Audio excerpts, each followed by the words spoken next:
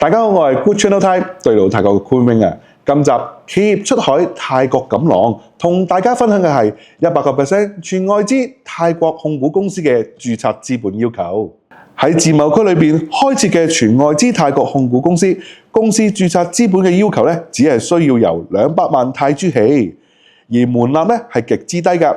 首25%咧將要喺3個月內到帳，另外嗰75%咧就可以分開3年彈性咁樣到位㗎。而喺自貿區裏邊設立嘅公司申請門檻咧比 BOI 更加低。對於中國內地嘅企業申請 BOI 嘅時候，需要提供 ODI 境外投資備案匯款證明。對於好多中國內地企業嚟講，ODI 嘅申請手續相當繁複，所需嘅時間咧亦都會較長。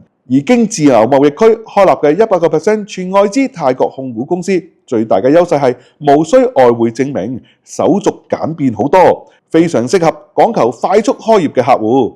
而喺有合理解釋嘅情況底下咧，就唔會影響到 ODI 嘅申請進度。同一般坊間嘅理解，先申請 ODI 再設立海外嘅泰國企業，完全沒有影響㗎。